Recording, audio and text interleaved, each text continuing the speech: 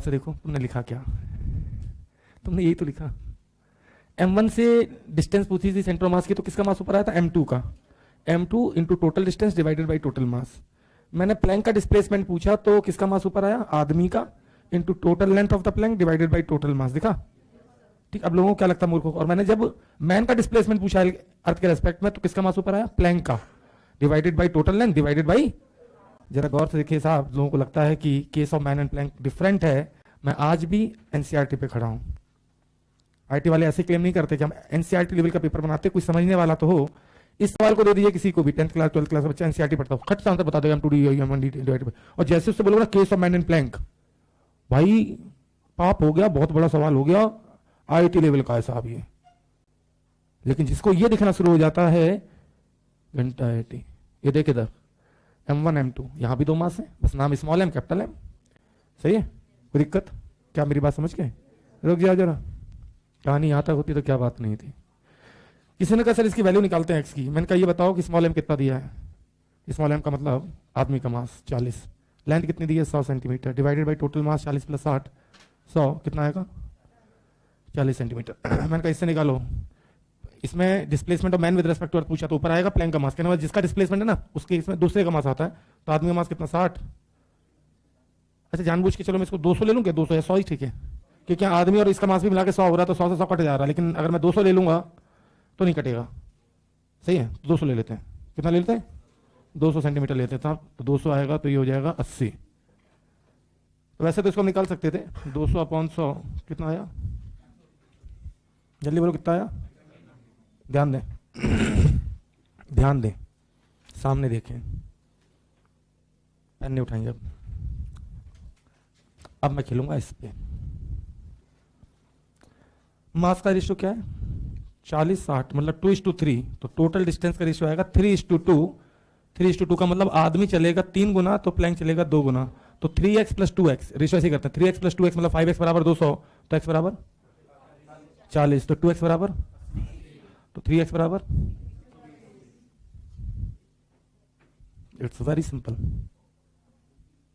तुम सवाल तो रखो, मैं सवाल बिना फार्मूले के पहले ही खत्म कर दूंगा।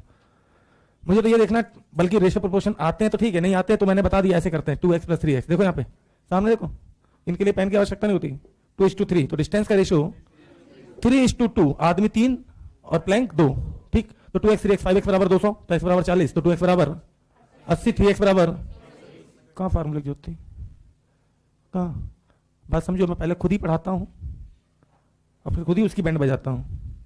तो आज भी हम कहाँ खड़े हैं पता है, द मोस्ट इंपॉर्टेंट, जबकि है कुछ भी नहीं, डिस्टेंस मास के इनवर्सली प्रोपोर्शनल होगी। बोलिए साहब,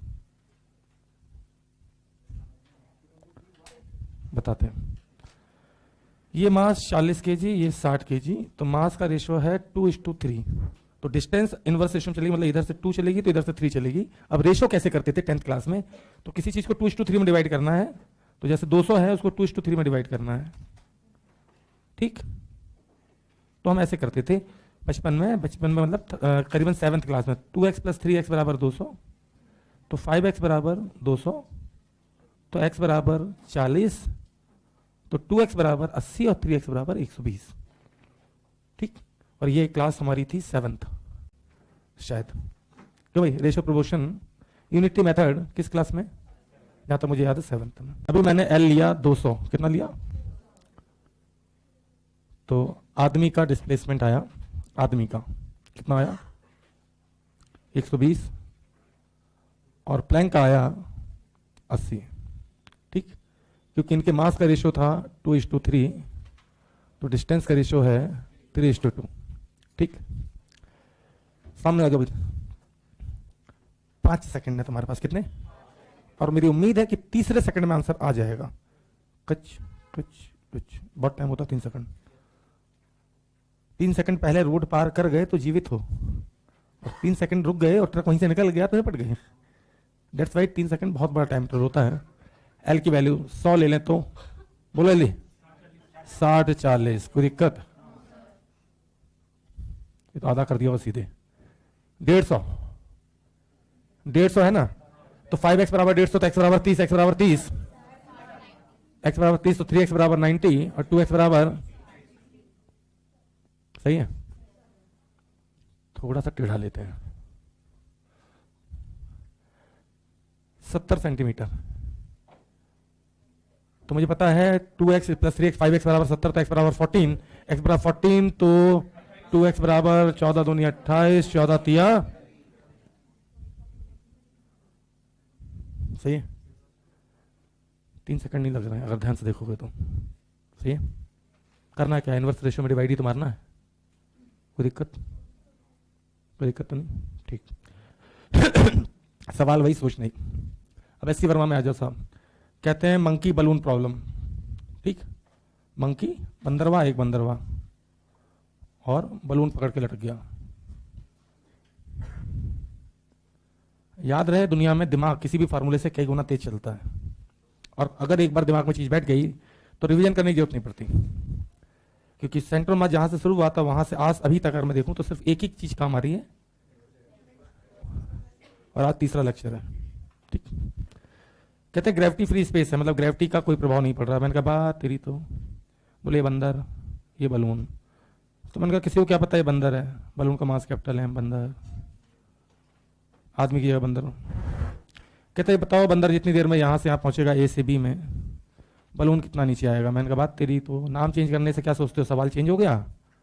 तो बोले साहब बलून इतना नीचे आ गया, बंदर जो है ले दे के नीचे से यहाँ पहुंच गया।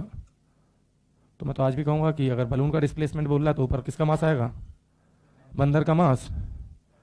और कोई बोल रहा है कि बंदर का डिस्प्लेसमेंट कितना, तो एल माइनस एक्स है ना, तो एल माइनस एक्स की वैल्यू, अब समझ गए।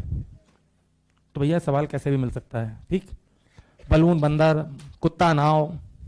एक किताब देख रहे थे रजक शीट में, बोले कि हिल्स हैं, देयर आर हिल्स, किनारे पे पानी भरा है, आज दिल है पानी पानी, मतलब तेरी तो पागल बना रहा।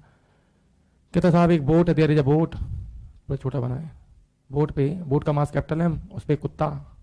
अब आप कहोगे आदमी क्यों, कहता कुत्ता ए से बी गया, तो बताओ बोट कितना खिसक जाएगी, तो बोट का डिस्प्लेसमेंट इधर होगा, है ना, कितना आएगी, M L upon M plus M, कोई दिक्कत, ठीक। कहने मतलब हॉरिजॉन्टल डायरेक्शन में हम यहाँ पे सेंट्रल मास की स्थिति को कांस्टेंट करके चल रहे हैं। आगे बढ़े, अगले सवाल की तरफ चलते हैं, ध्यान दें। ये नाव में कौन है, डॉगी।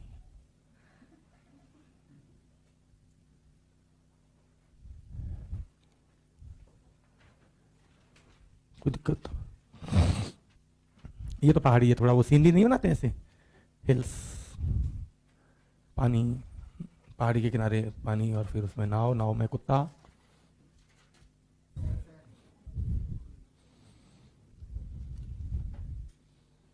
अब एक और सवाल ध्यान दीजिए, अब की बार वेज लाए जानबूझ के, क्योंकि हॉरिजॉन्टल वर्टिकल तो दिखता है, तिरछा चलाएंगे तो क्या लोगों को दिखेगा, याद रहे हमें सिर्फ एक्स एक्सिस देखनी है, क्योंकि वर्टिकल में तो ग्रेविटी लग रही है, तो जो भी हम कर सकते हैं वो किसमें कर सकते हैं, हॉरिजॉन्टल में। किसमें कर सकते हैं, तो बोले एक वेज है, ये वेज का मास कैपिटल है, इस पे एक ब्लॉक छोड़ा स्मॉल एम का, ब्लॉक ऐसे जाएगा आगे, है ना। लेकिन कुछ भी हो, मुझे सिर्फ हॉरिजॉन्टल डिस्प्लेसमेंट देखना है, केवल कौन सा देखना है, तो हॉरिजॉन्टल में तो मुझे लगता है इतना गया बस। तो कहते हैं कि ये जो वेज है वो कितना पीछे जाएगा, ठीक वैसे ही जैसे आदमी इधर गया था तो पैंक अपोजिट डायरेक्शन में गया था, ठीक। अगर रेजो की शीट है, कहते हैं साहब ITI, मतलब सॉरी समझ आएंगे,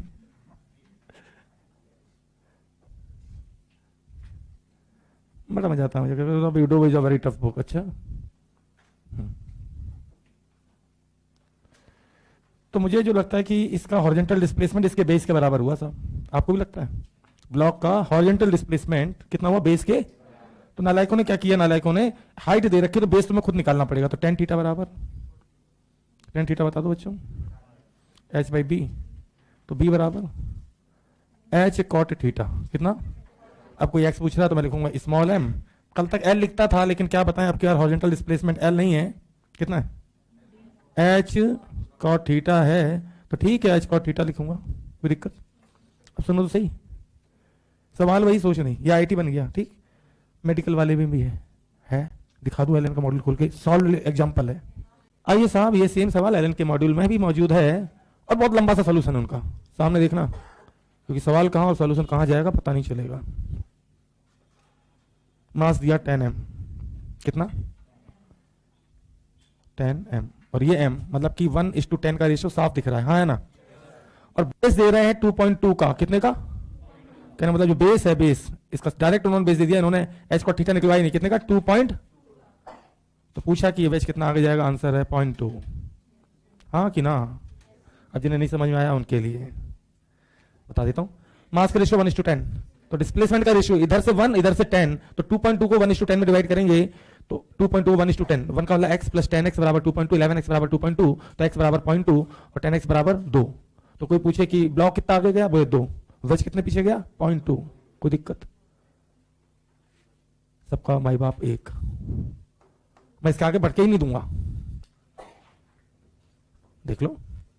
अब घर जाना मॉड्यूल खोलना, उसको खूब लंबा सा सॉल्यूशन दिया है, ठीक, नोट्स में भी कराया होगा मास्टर साहब ने।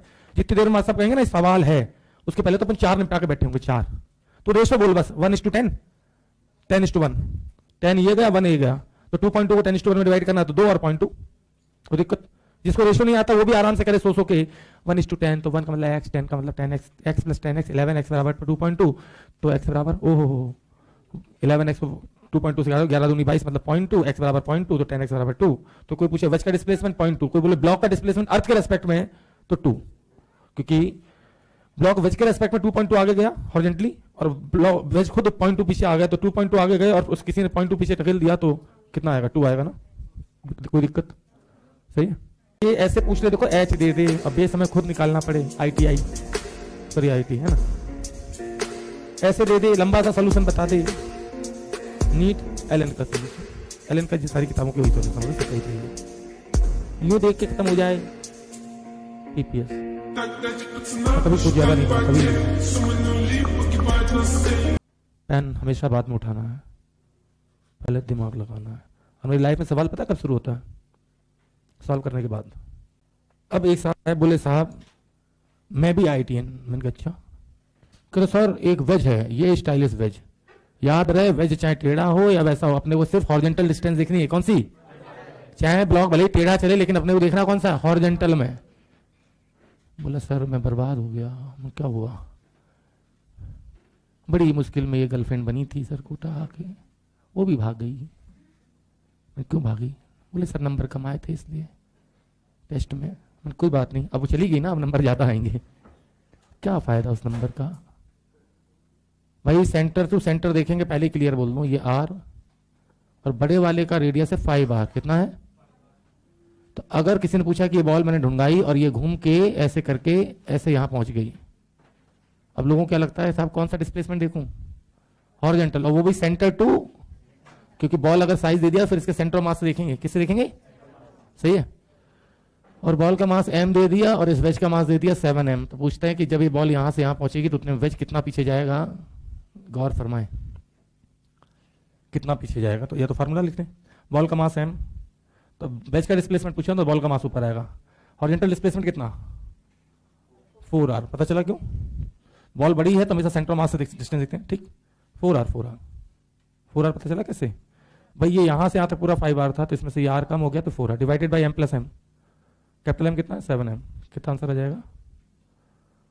तो फोटो पे मत जाए, फोटो कैसी भी हो सकती है, बॉल गोल गोल घूम के भी आ सकती है, सीधे भी आदमी चल सकता है, बलून पे ऐसे भी चढ़ सकता है, ऐसा तिरछा भी जा सकता है, लेकिन अपने को सिर्फ क्या देखना है, हॉरिजॉन्टल डिस्प्लेसमेंट, क्या देखना है, सही है, कोई दिक्कत, नोट कर लीजिए।